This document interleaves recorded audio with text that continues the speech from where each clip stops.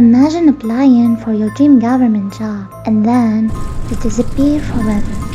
No trace, no body, no investigation. But what if I told you the person responsible is one of the most powerful men in South Korea? In South Korea, where everything is controlled, organized and safe, there are things you are not supposed to see.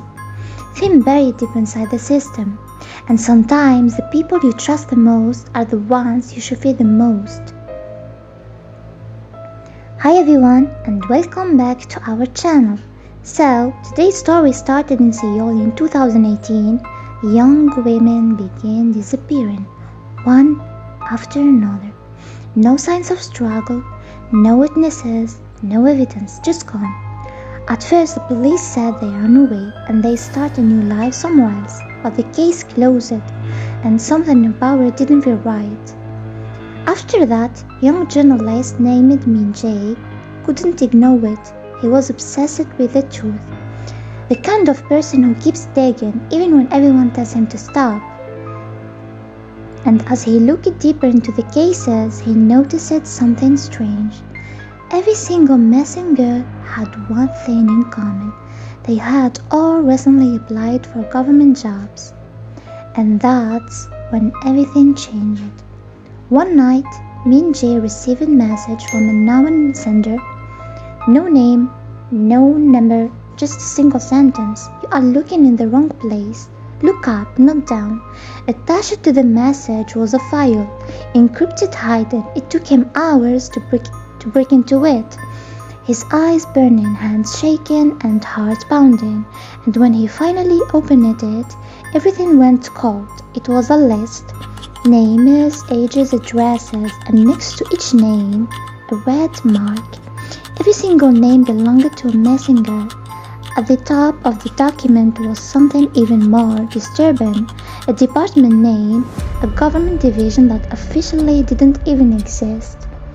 Min Jae knew he was stepping into something dangerous, but he couldn't stop anymore. After days of searching, he managed to track down a former employee, a man named Mr. Han. They agreed to meet in an ungrounded parking lot late at night. The place was empty, silent, and cold. When he arrived, he looked terrified. His eyes kept moving, scanning the darkness like someone was watching him.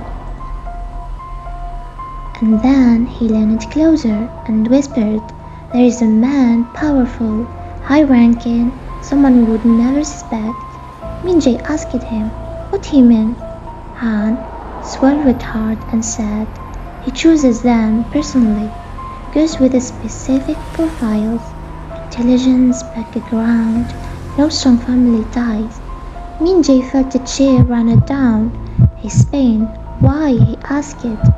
Han hesitated, then whispered, "They are not victims, they are experiments."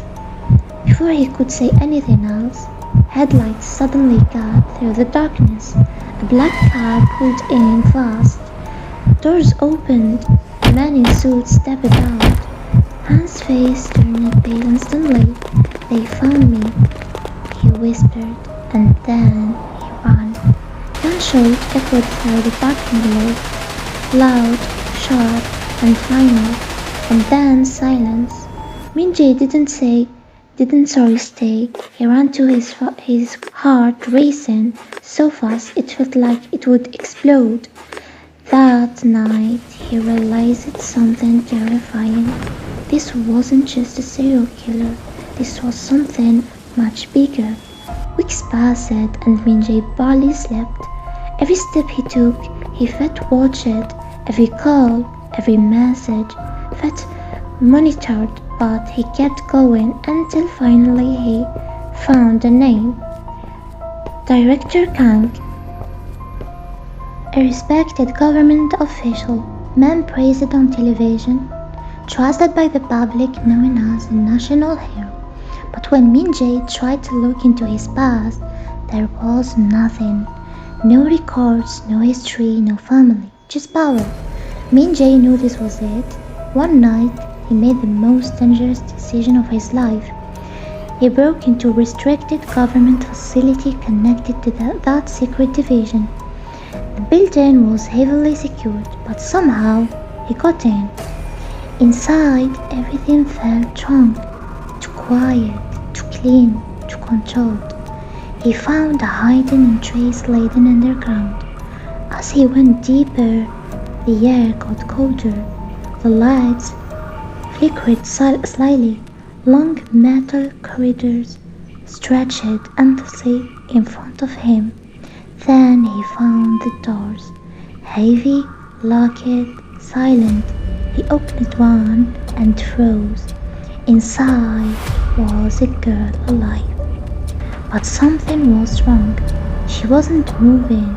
She wasn't reacting. Her eyes were empty, lifeless, like something inside her had been erased. Taps and wires were connected to her body. Machines surrounding her quietly humming. Min-jae stepped back in horror. Room after room, the same thing. More girls, all alive, all broken, all changing.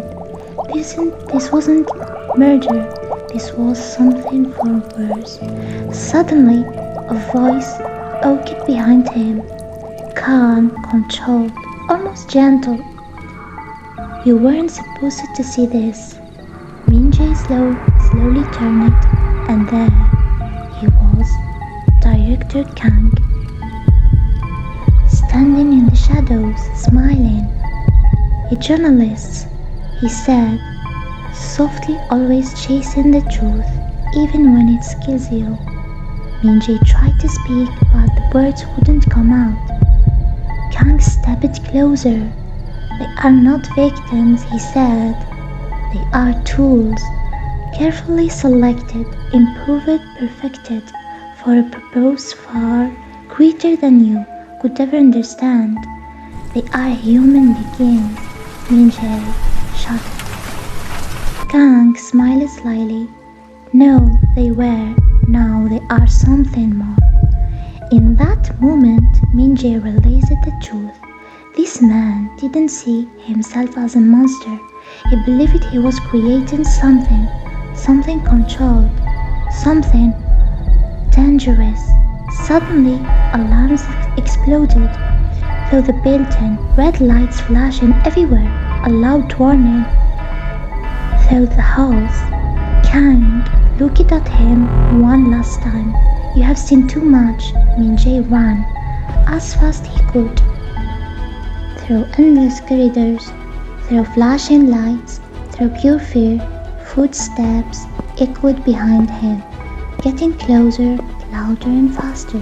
He didn't stop, he couldn't stop, and somehow he made it out. The next day, he did the only thing he could. He published everything, every document, every name, every detail.